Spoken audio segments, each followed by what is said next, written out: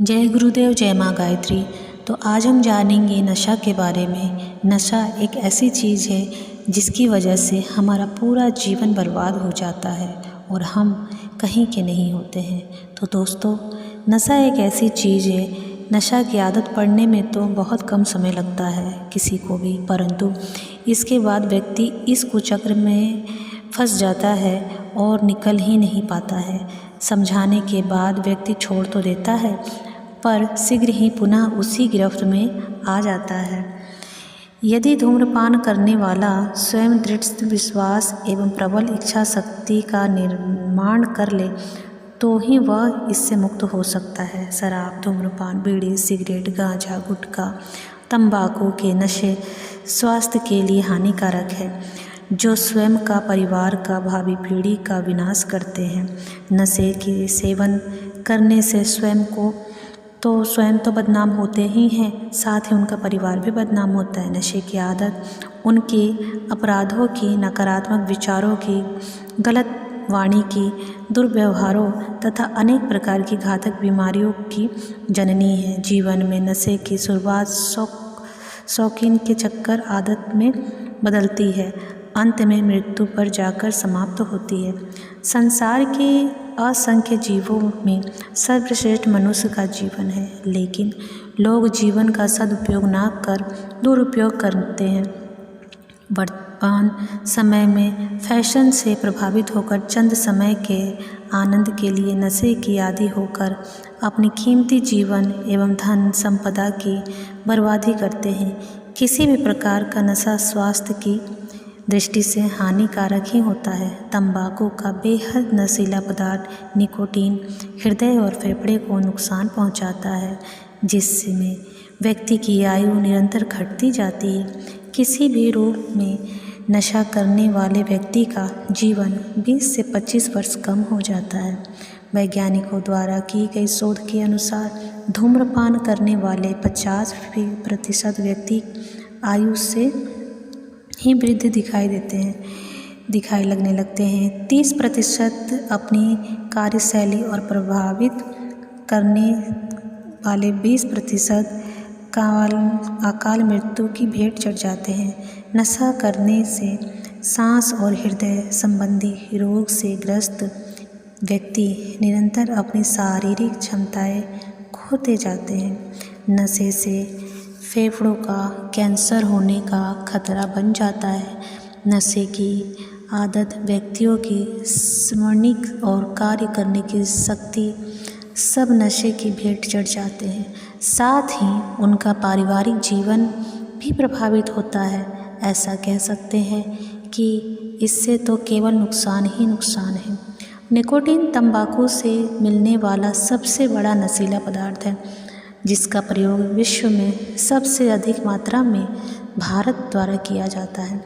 वित्त वर्ष के शोधों के मुताबिक 1 खरब लोगों में लगभग 250 लाख लोग किसी न किसी प्रकार से तंबाकू का सेवन करते हैं। इस व्यवसाय से सरकार को टैक्स जरूर जाता है, परंतु करोड़ों रुपया तंबाकू का प्रयोग करने से उत्पन्न रोगों के उपचार में खर्च भी होता है।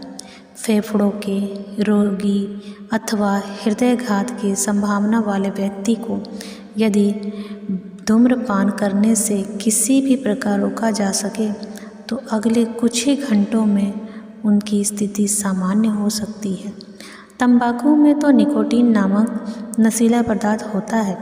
वह शरीर में पहुंचते ही मस्तिष्क को तनाव से मुक्त करने लगता है, जिससे धूम्रपान करने वाला को थोड़ी राहत मिलती है।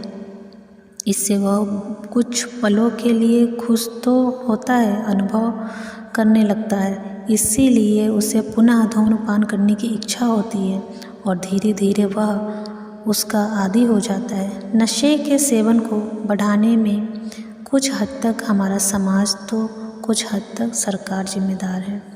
सरकार को शासन चलाने के लिए धन की आवश्यकता होती है, जो हमारे द्वारा दिए गए टैक्स से ही प्राप्त होता है।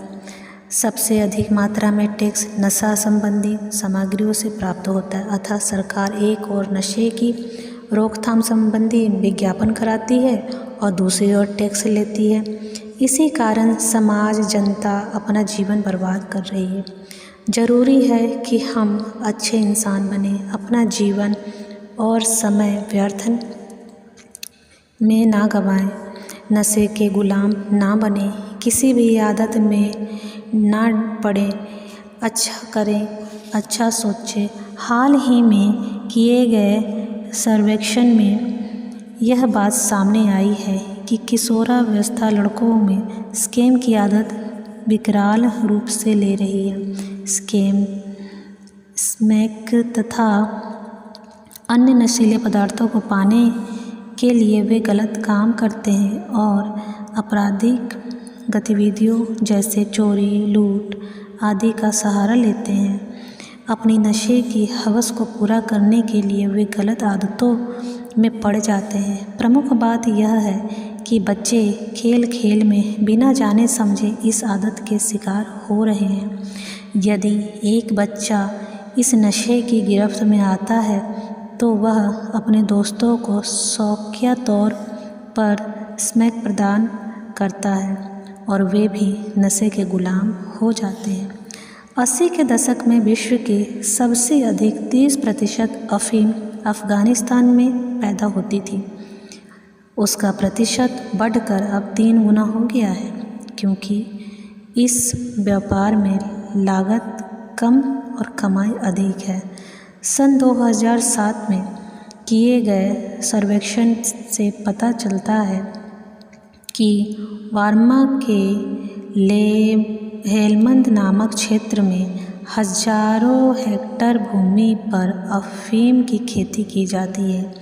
यदि नशे के व्यापार की बातें करें तो इसकी शुरुआत कोलंबिया से हुई। भारत में ड्रग्स की सप्लाई पड़ोसी देशों से होती हुई आई। सख्त पाबंदी होते हुए भी यह अनेकों स्वागतपूर्वक मिल जाती है। एक छोटी सी पुड़िया की कीमत बहुत अधिक होती है। पुलिस की निगरानी और हशीश, अफीम, चरस, गांजे की धरपकड़ के बाद भी इस व्यापार में कोई कमी नहीं आ रही। विगत वर्ष दिल्ली तथा हरियाणा की सीमा पर 2 अरब अंतर्राष्ट्रीय मूल्य की अफीम पकड़ी गई। अरब देशों में गिरफ्तार करते ही गोली मारने का आदेश होने के कारण स्थिति कुछ नियंत्रण में है। नशीले पदार्थों के व्यापार में नई नई तकनीकों का उपयोग किया जा रहा है। हाल ही घटनाओं के मुताबिक ड्रग्स व्यापारियों ने कुत्तों का पेट फाड़कर उनके पेट में ड्रग्स के पैकेट रख दिए। नशे को जड़ से ख़त्म करने के लिए हम सभी को प्रभावी कदम उठाने होंगे। नवयुवक देश के भावी पथ प्रदर्शक हैं। समाज में उनका योगदान अति महत्वपूर्ण है। नवयुवकों का ध्यान अधिक से अधिक मेहनत करने योग्य व आध्यात्मिक प्रवृत्ति की ओर होना चाहिए, न कि नशे की ओर। नशा विनाश का दूसरा रूप है, जिसके परिणाम हमेशा विनाशकारक ही होते हैं। यदि बाजार में नशीली व प्रतिबंधित दवाइयाँ नहीं होगी तो नशे की प्रवृत्ति पर अंकुश लगाया जा सकेगा। यदि नशीली दवाइयाँ पूर्णतः बंद कर दी जाए तो नवयुवक को काल के गर्त से जाने से बचाया जा सकता है। उन्हें एक नई दिशा दी जा सकती है। नशे के कारण आए दिन लूटपाट, मार काट, बलात्कार, छीना झपटी के मामले उजागर होते हैं। यदि नशे की प्रवृत्ति व नशीली दवाइयों पर पूर्ण रूप से प्रतिबंध होगा तो ऐसी घटनाओं को रोका जा सकता है। नशे पर नियंत्रण आवश्यक है। नशे के आदि किशोरावस्था को सबसे पहले प्रेम से समझाने का प्रयास करें। उनकी गतिविधियों पर नज़र रखकर जानें कि वे किस प्रकार इस आदत का शिकार हुए हैं। उसके बाद धीरे धीरे नशे से उत्पन्न होने वाली बुराइयों से उन्हें अवगत कराएं। यदि शांतिपूर्वक स्नेह और उपचार किए गए निश्चित ही नशे की आदत से निजात पाई जा सकती है। यदि नशे के रोगी के परिवार के सदस्य, मित्र और शिक्षक मिलकर प्रयास करें तो निश्चित रूप से समाज को नशा मुक्त बनाया जा सकता है। व्यर्थ बातों और डांट फटकार से किसी का नशा छुटाया आसान नहीं है। इसके लिए सामंजस्य की ज़रूरत है। आयुर्वेद, एलोपैथी तथा होम्योपैथिक में नशा छुड़ाने संबंधी अनेक दवाइयाँ हैं। नशे के रोगों से परिवार वाले यदि धैर्यपूर्वक इसे नियमित रूप से दवाइयाँ देते हैं तो उन्हें नशे से विरक्ति पैदा की जा सकती है। इसी के साथ एक महत्वपूर्ण बात यह है कि जो व्यक्ति नशे की आदत में पड़कर अपना सब कुछ गंवा देते हैं, उन्हें नशा मुक्त करने के लिए पुनर्वसति करने की आवश्यकता है। यदि उन्हें पुनर्स्थापना की पूरी सहायता मिलती है तो वे स्वयं को सहेज कर हीन भावना से मुक्त होकर नशा मुक्ति के लिए दृढ़ इच्छा शक्ति एवं अपार धैर्य की आवश्यकता है। नशे की एकाएक बंद करने की अपेक्षा धीरे धीरे कम करना चाहिए। इससे ग्रस्त लोगों के प्रति सौहार्दपूर्ण व्यवहार की जा सके और इसके लिए हम सभी को मिलकर काम करना चाहिए, जिससे हम एक अच्छा और सुंदर समाज बना सकें। हमारी जो आने वाली नई पीढ़ी है उनकी हम मदद करके उन्हें एक स्वस्थ और निरोग बना सके, जिससे हमारा और हमारे देश का भविष्य उज्जवल हो सके। तो चलिए हम सब यह संकल्प करते हैं कि हम जहाँ भी आसपास ऐसी कुछ चीज़ों को देखें तो हम उनकी मदद करें, सहायता करें। जितना हमसे बन सके हम अपने समाज के लिए कुछ अच्छा कार्य करें। धन्यवाद।